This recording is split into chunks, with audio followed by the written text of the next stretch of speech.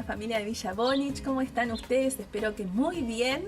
Bueno, me invitaron a este espacio tan lindo a compartir mi testimonio y les cuento que yo nací en un hogar donde había mucho conocimiento de Dios, pero no todos eran creyentes.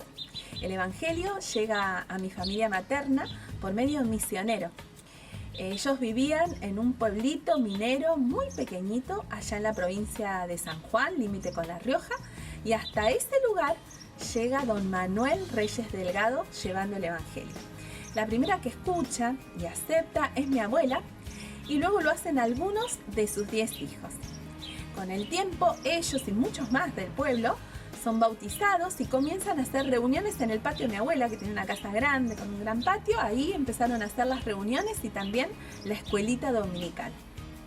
Pero como les pasó a muchos pueblos de la provincia, cuando cerró la mina y dejó de pasar el ferrocarril, el pueblo se fue muriendo, así que muchos empezaron a emigrar de ahí.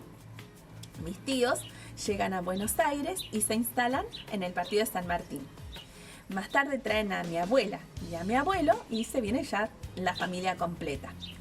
Mi abuela y mi tío Higinio son los que empiezan a ir a la iglesia de la Crujía. En ese tiempo era recién nacida yo, vivía en Ballester y cuando recién nos mudamos enfrente de la casa de mi abuela es cuando mi tío le empieza a pedir permiso a mi papá para llevarme a la escuelita dominical y a las reuniones. Y con el tiempo mi papá y mi mamá se separan, así que yo me voy a vivir con mi abuela, ¿sí? Que es quien me crió prácticamente toda mi adolescencia, y ahí sí empiezo a ir más asiduamente a las reuniones, con ella y con mi tío. Pero mi papá aún estaba con la mirada puesta en mí, sí, estaba por supuesto de mí, y yo me tenía que portar muy bien, porque cuando me mandaba alguna, la penitencia era no ir a la iglesia, ¿sí? Ay, a mí me dolía tanto porque a mí me gustaba ir a escuchar, me gustaba participar de los concursos, había empezado a hacer mi grupo de amigos, así que bueno, tenía que portarme súper bien, porque si no, la penitencia era esa. Gracias a Dios, después con el tiempo mi papá conoció al Señor y todo esto quedó como anécdota. Y recuerdo que justamente la escuela bíblica es donde yo recibo por primera vez al Señor. ¿Sí? Hago la oración de fe junto a mi maestra de escuela dominical y recibo al Señor como Salvador después de una lección que hablaba acerca de la cruz. Pero la vez que realmente lo recuerdo de una manera muy especial fue la vez en que la iglesia de Villa Bonich hace una campaña evangelística aquí a la vueltita de la Casa de los Mercados, ¿sí? La mayoría de nosotros los conocemos. Y en ese lugar habían puesto mucha paja, olor a heno, había todo el tiempo en el piso, habían cruzado los bancos y habían puesto una gran carpa blanca. Y en una de las reuniones pasan la película Como ladrón en la noche.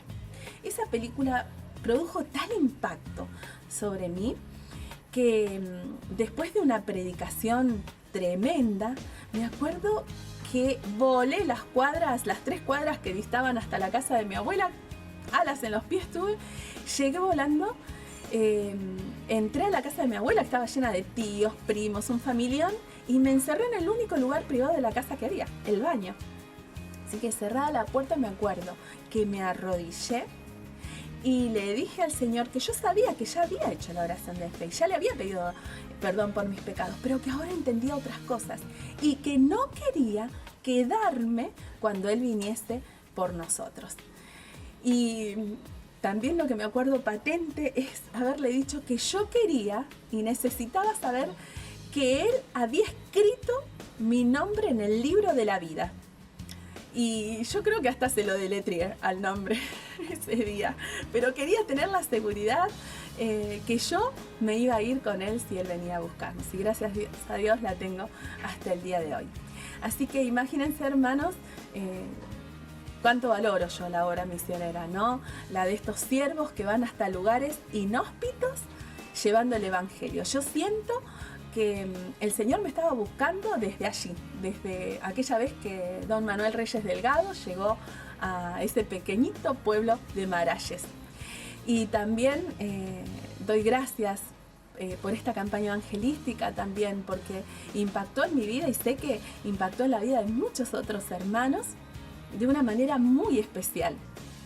Y también doy muchísimas gracias a Dios por haber tenido un tío que nunca apartó su mirada de mí y cuidó también mi corazón para que él siempre tuviese conocimientos del Señor. Así que agradezco a Dios también por este tío hermoso.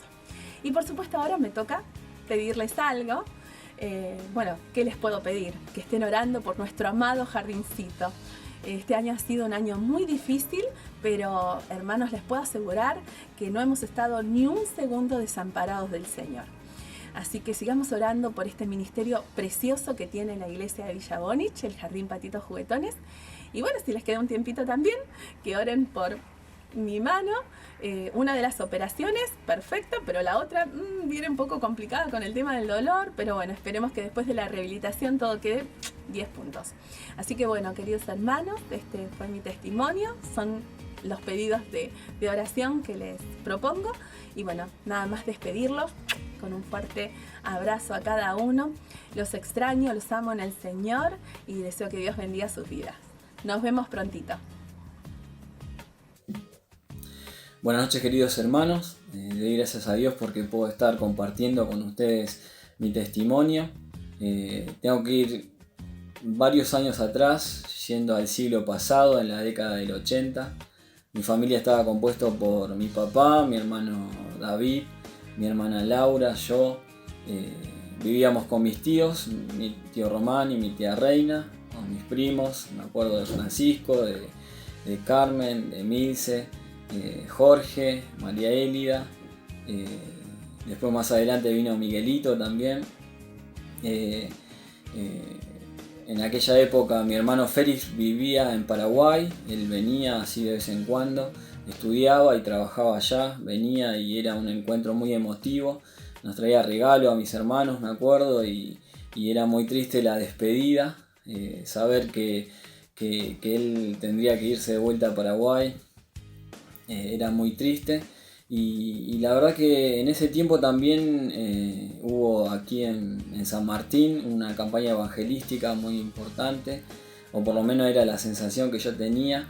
Hicieron una carpa a la vuelta de mi casa, pasaron una película como Ladrón en la Noche. La verdad que yo tenía mucho miedo, con mi familia fuimos siempre a la iglesia, íbamos a Saavedra antes que falleciera mi mamá en el año 80.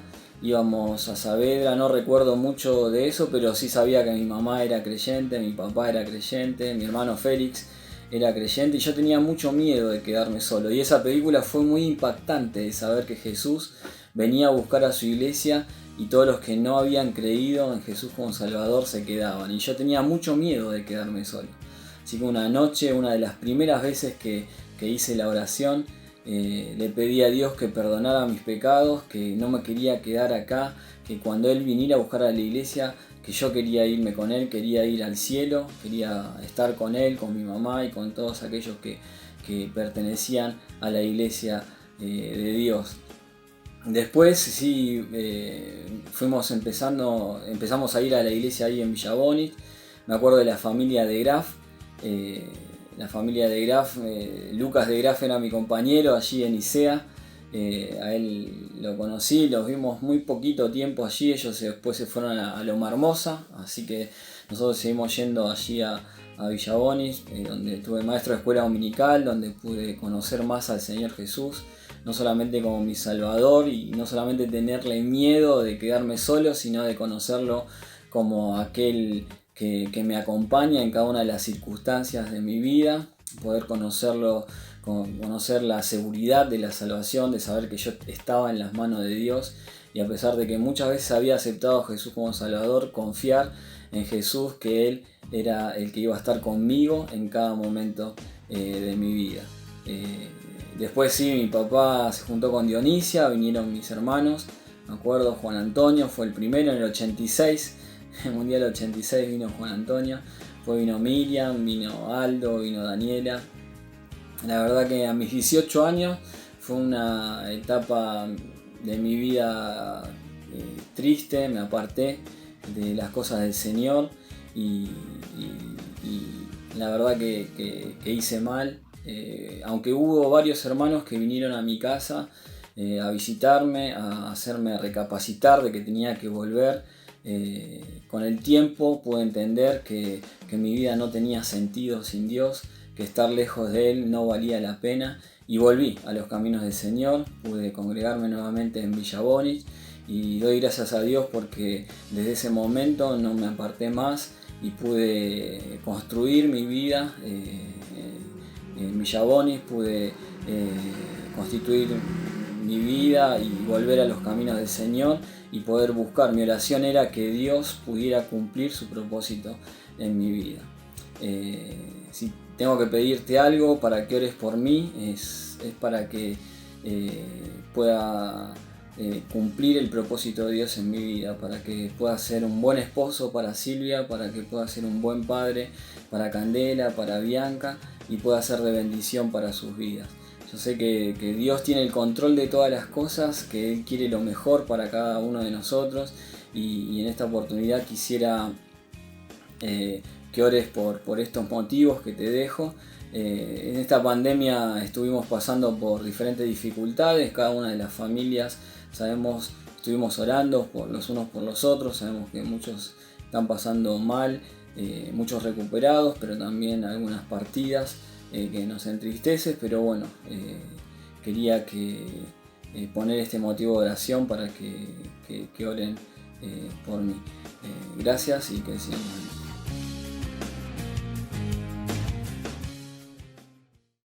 Buenas noches, hermanos, qué privilegio es volver a juntarnos y poder de esta manera, ¿no? Por supuesto, y poder compartir la palabra de Dios. Como se anticipó, vamos a comenzar con el libro de los Salmos. Ya el miércoles pasado vimos una introducción general de qué se trata los Salmos, cómo está dividido, quiénes escribieron los Salmos, en fin, muchas cosas que nos enriquecieron. Y ahora vamos a empezar a poder estudiar cada uno de ellos, comenzando hoy con el capítulo 1. Así que les invito a que podamos leer ahí en Salmos capítulo 1. Este Salmo que es un poco como introducción al Salterio, ¿no? Y es importante que podamos ver porque allí habla específicamente, y vamos a centrarnos hoy en esto de poder ver justamente las personas que han sido cambiadas por Dios y el camino de esas personas y el camino del hombre pecador, ¿no? Así que les invito a que podamos leer, son 6 versículos, y luego poder analizar algunos conceptos con respecto a este salmo. Dice entonces el Salmo capítulo 1, versículo 1: Bienaventurado el varón que no anduvo en consejo de malos, ni estuvo en camino de pecadores, ni en silla de escarnecedores se ha sentado, sino que en la ley de Jehová está su delicia, en su ley medita de día y de noche. Será como árbol plantado junto a corrientes de aguas, que da su fruto en su tiempo y su hoja no cae, y todo lo que hace prosperará. Versículo 4. No así los malos, que son como el tamo que arrebata el viento. Por tanto, no se levantarán los malos en el juicio, ni los pecadores en la congregación de los justos, porque Jehová conoce el camino de los justos, mas la senda de los malos perecerá.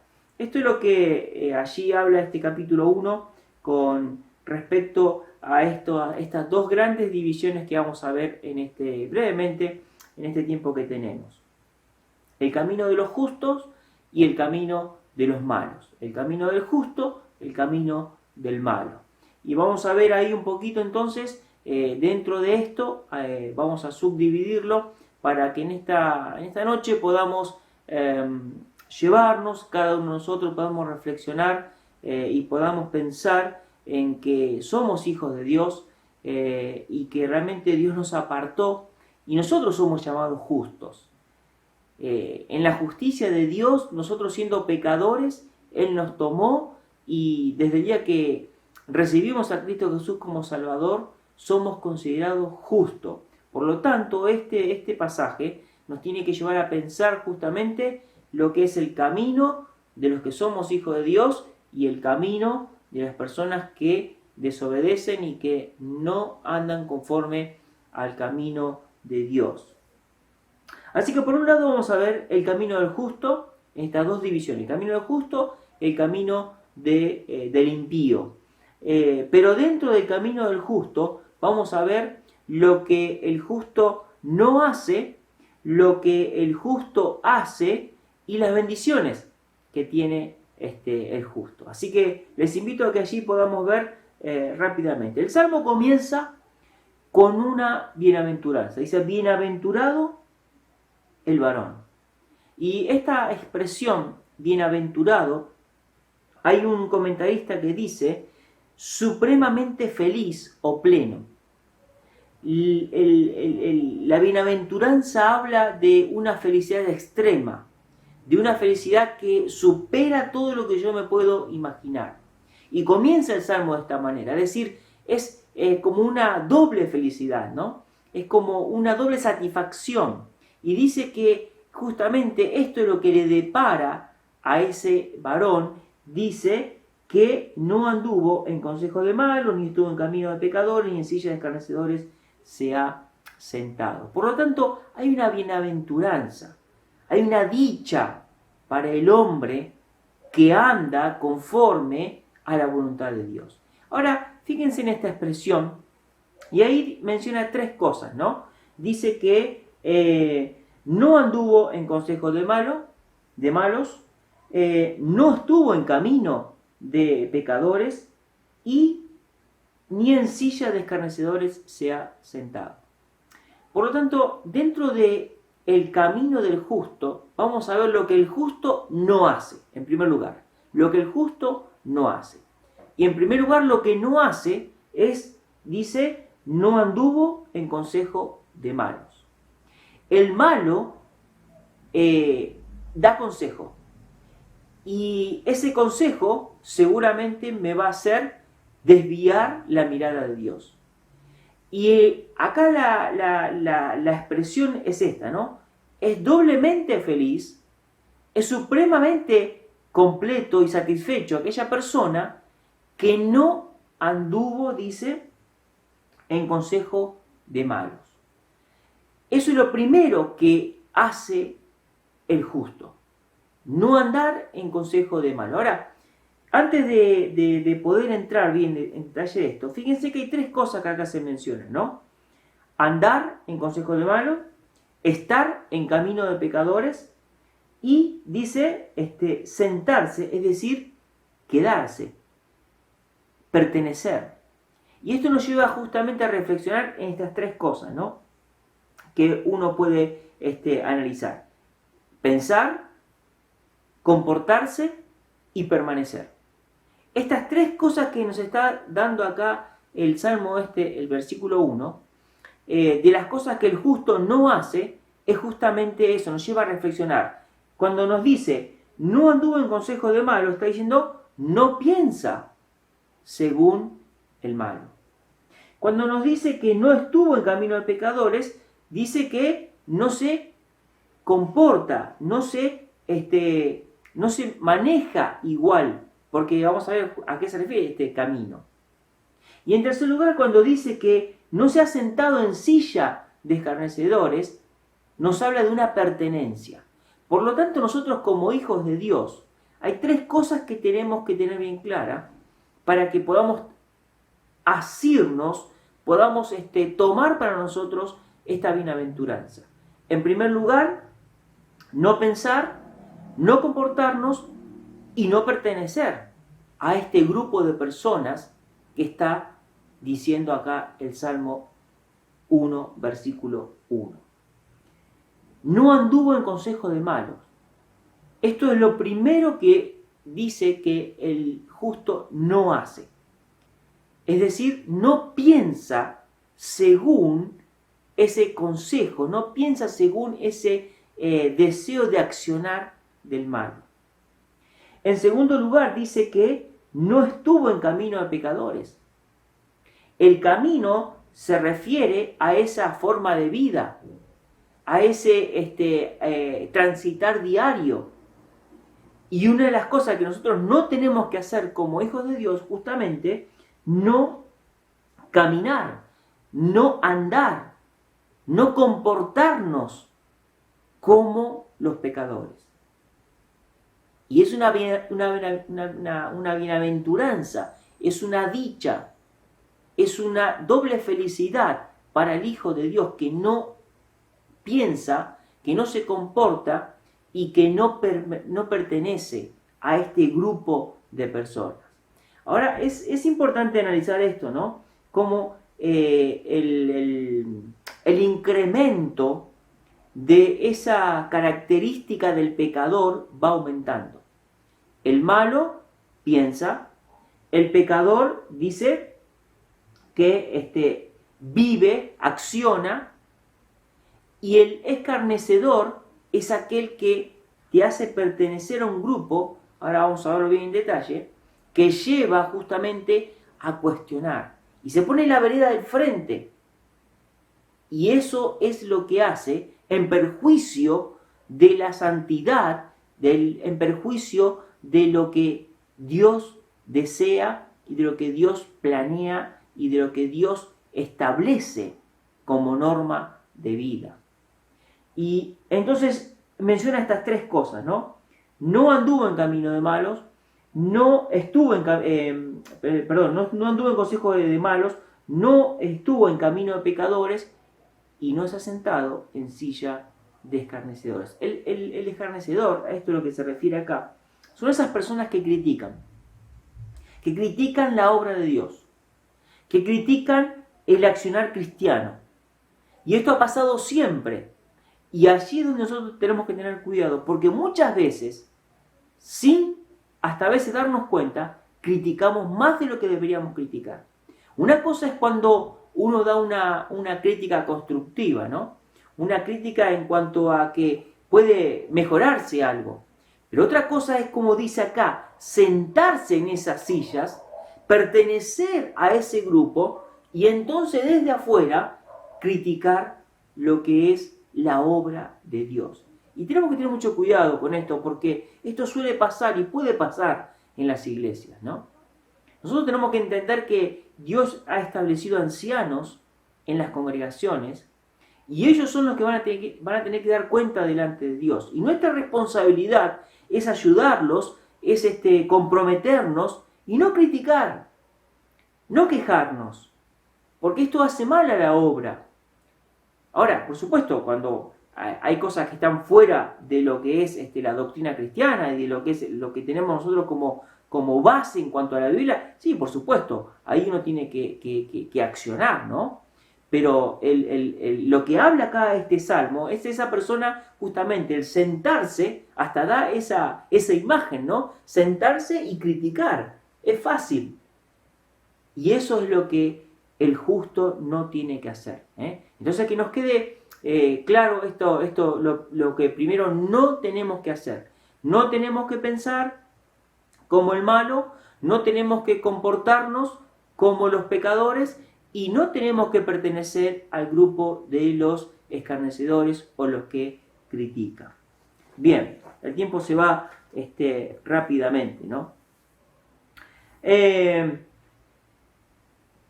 A ver, hay más cosas para agregar, ¿no? A veces hay un comentarista que dice que hasta a veces nuestra propia mente es un consejo que muchas veces tenemos que dejar de lado, ¿no? Muchas veces pensamos según la carne, muchas veces pensamos según nuestro orgullo, muchas veces pensamos según nuestra forma de ver las cosas y no como las quiere que la veamos Dios.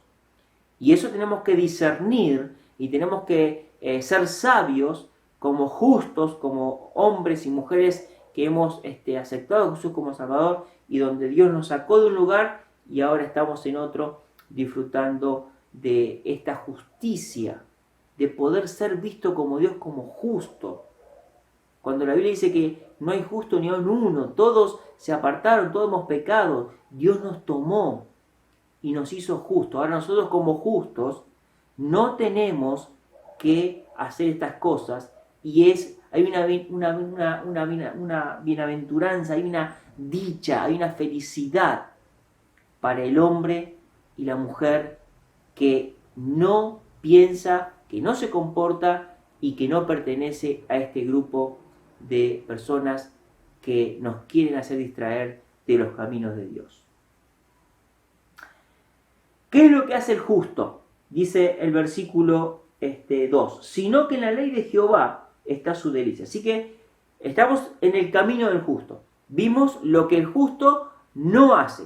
Ahora vemos lo que hace el justo. Es decir, hace un cambio de cosas, ¿no? Y justamente no hace esas cosas que no lo hacen ser bienaventurado, y por el contrario dice, sino que en la ley de Jehová está su delicia, y en su ley medita de día y de noche. Lo que el justo hace es justamente lo contrario. Dice, en la ley de Jehová está su delicia. Cuando habla esto de la ley de Jehová, habla de los pensamientos de Dios, el testimonio de Dios. Y allí está, nosotros hoy tenemos la palabra de Dios, y eso debería ser nuestra delicia. La ley de Jehová, el pensamiento de Jehová, la norma de Dios. Lo que Dios nos dejó marcado por dónde tenemos que caminar. Su consejo, su palabra, eso debe ser nuestra delicia. Ahora, ¿qué es esto de delicia? Bueno, yo pensaba en esto, ¿no? Decía, bueno, a ver, ¿qué es lo que a mí, si lo llevamos al plano de los sabores, ¿no? Cuando algo yo digo que es delicioso, es porque lo tengo que gustar. Lo tengo que allí primero tener un tiempo para poder dar una reflexión. Si es delicioso o si no es delicioso. Y esto nos lleva justamente a pensar de que esto no es algo de un día para el otro, sino que es un proceso que se va dando. Y cada vez que recurro y cada vez que voy a la palabra de Dios, más voy a sentir y voy a tener esas ganas de estar, y eso va a ser la delicia. Y la delicia es algo que no empalaga. La delicia es algo que me hace querer volver a tomarlo. Porque me ha hecho bien, porque me gusta, porque es delicioso, porque no hace mal. Y el justo lo que hace, dice que en la ley de Jehová está su delicia.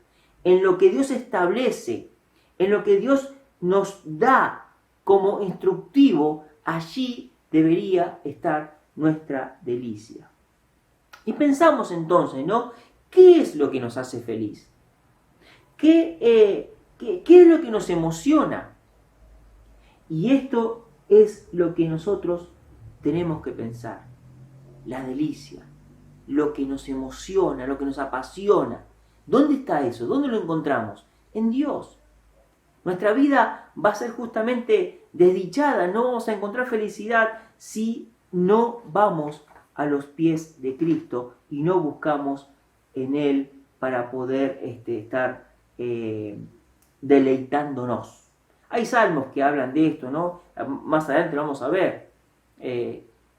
Dice que en la presencia de Dios hay plenitud de gozo. ¿Cómo poder entenderlo esto? ¿No? Es lo que llena toda nuestra vida. Ahí tenemos que enfocarnos. Ahí tenemos que pensar. Ahí tenemos que comportarnos. Y ahí tenemos que pertenecer. No lo que veíamos recién, sino en estas cosas. Lo segundo que hace el justo, en su ley medita de día y de noche. El justo medita en la palabra de Dios. Esta palabra meditar da el ejemplo de rumiar, da el ejemplo de justamente estar allí pensando. No es solamente decir, bueno, a ver, hoy tengo que leer la Biblia, leo 1, 2, 3 capítulos o un versículo y ya está, me voy. No, sino es justamente que eso siga estando en nuestra mente, en nuestro corazón. Porque justamente lo que hay en nuestra mente, lo que hay en nuestro corazón, es lo que después va a evidenciar nuestra vida. En la ley medita de día y de noche. No hay tiempo, no hay límite. Y ese es el consejo. Eso es lo que tenemos que hacer. Y eso es lo que hace el hombre justo. En su ley, dice, está su delicia. Y en su ley medita de día y de noche. Es decir, que tenemos que recurrir y tenemos que acudir a la palabra de Dios para que podamos allí deleitarnos y para que podamos meditar, pensar, analizar, estudiar. Hoy en día tenemos el teléfono, tenemos libros, tenemos internet. Miren, muchísimas cosas para poder buscar y para poder estudiar la palabra de Dios. Tenemos que saber filtrar lo que es bueno, ¿no? Hay un montón de cosas que uno puede encontrarse hoy en día, pero tenemos que allí focalizarnos y allí poder estudiar y meditar la palabra de Dios. ¿Por qué? Porque de esa manera me va a ser más fácil justamente no pensar, no comportarme y no pertenecer al grupo de los malos, de los pecadores y de los escarnecedores. Esto es lo que a mí me ayuda a poder estar firme para no hacer esas cosas que no me dan felicidad. Esto es lo que a mí me hace bien. Y esto es el consejo del salmista. Este es el camino del justo. Dice allí, sino que en la ley de Jehová está su delicia y en su ley medita de día y de noche. Entonces vimos lo que no tiene que hacer el justo, lo que no hace el justo, lo que hace el justo, y ahora vamos a ver la bendición, cómo es el justo bendecido. Dice el versículo 3, será como árbol plantado junto a la corriente de aguas, que da su fruto a su tiempo, en su tiempo, y su hoja no cae, y todo lo que hace prosperará. Qué bueno es nuestro Dios, y esto lo repetimos tantas veces, ¿no? Y es como que Dios lo deja plasmado para que no dudemos, para que confiemos. Él nos dice, mirá, no tenés que hacer estas cosas, tenés que hacer esto. Pero no solamente eso, sino que dice, mirá, te dejo también la bendición que vas a tener si vos haces tales cosas. Y fíjense en allí, rápidamente lo vamos a ver, ¿no? Será como árbol plantado junto a corriente de agua, es decir, siempre tiene agua. El gran problema de la vegetación, de la floración, y de hecho se caracteriza el tipo de vegetación, es por el agua que tiene. Lugares donde son húmedos, donde hay agua, es una vegetación exuberante, grande, verde, y siempre da fruto. Y esa es la idea, ¿no? Que da su fruto a su tiempo. La evidencia del Espíritu Santo en nosotros, justamente ese es el fruto del Espíritu Santo. Gálatas, capítulo 5, versículos 22 y 23, nos habla de esto. El fruto del Espíritu Santo. ¿Y qué es eso? Es nada más y nada menos que la evidencia del Espíritu Santo obrando en cada uno de nosotros. Acá el salmista lo dice, es como un árbol que está plantado junto al agua, que nunca le va a faltar los nutrientes, para que su hoja esté siempre verde y que dé fruto en su tiempo. Dice, su hoja no cae, y termina diciendo, todo lo que hace prosperará. Qué bueno es que nosotros podamos entender esto. Y ahora vamos a ver en contradicción con el impío, ¿no? Pero el tiempo avanza. Pero esto es lo que tenemos que pensar. Lo que no tenemos que hacer, lo que tenemos que hacer. Y si hacemos eso, Dios te dice, mira, ¿sabes qué? Tu vida va a ser como un árbol que está plantado, que siempre tiene agua, que su hoja va a estar siempre verde, siempre va a dar flor, siempre va a dar fruto, siempre va a dar sombra a las personas que quieran descansar debajo de ese árbol. Nos habla de ese beneficio hacia los demás. El fruto del Espíritu Santo es un beneficio propio, pero también hacia los demás. Y esto es lo que tenemos que entender. Avanzamos. Entonces vimos el camino del justo. Ahora vamos a la senda, dice, de los malos. El versículo 4 dice, no así los malos, que son como el tamo que arrebata el viento. Por tanto, no se levantarán los malos en el juicio, ni los pecadores en la congregación de los justos. No así los malos. Todo lo bueno que dice del justo, todo lo que habla del justo, cómo va a ser y cómo va a prosperar, todo lo que hace prosperará, dice. Me olvidaba esta parte, ¿no? Fundamental. Todo lo que hace. Miren, hermanos, no hay límite para Dios. Para Dios todo es posible. Tanto en lo espiritual como en lo material, Dios lo va a prosperar. Es su promesa.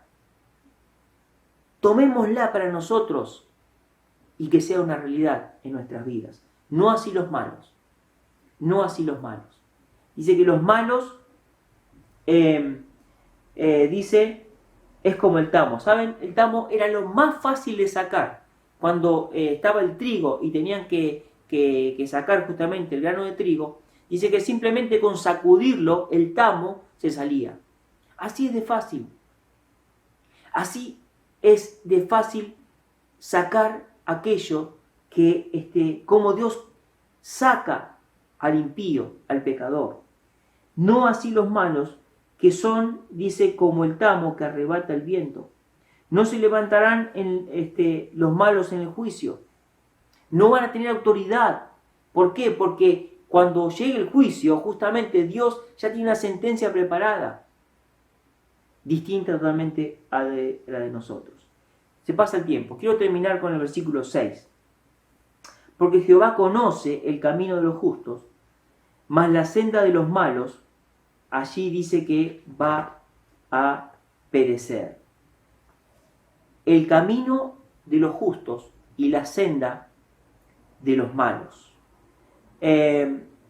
Nosotros podemos tener paz. Miren, esta palabra Jehová conoce, en el original significa Jehová está conociendo. Dios nos mira y Dios ve. Y Dios ve cuando en nuestra vida queremos agradarle. Es verdad que nos vamos a equivocar siempre, pero el querer agradar a Dios nos va a llevar a poder comportarnos de otra manera. El no hacer esas cosas que mencionamos al principio. Porque Jehová conoce el camino de los justos, mas la senda de los malos perecerá. Está en nosotros la decisión. ¿Cómo queremos vivir nuestra vida aquí en la tierra? Si sos un hijo de Dios y Dios te tomó y te hizo llamar justo, tenemos que entender que nuestra vida no puede ser igual. No puede ser igual. Tenemos una promesa que Dios nos dice, mirá, vas a ser como un árbol, vas a dar fruto, vas a ser de bendición. Pero Dios te dice también, yo conozco, estoy conociendo el camino del justo. Mas la senda, dice, de los malos perecerá. Que Dios nos ayude para que podamos en esta noche meditar, ¿no? Más cosas para agregar, ¿no? Pero en esta idea, el camino del justo, el camino del impío. Lo que el justo no hace, lo que el justo hace, la bendición que recibe el justo.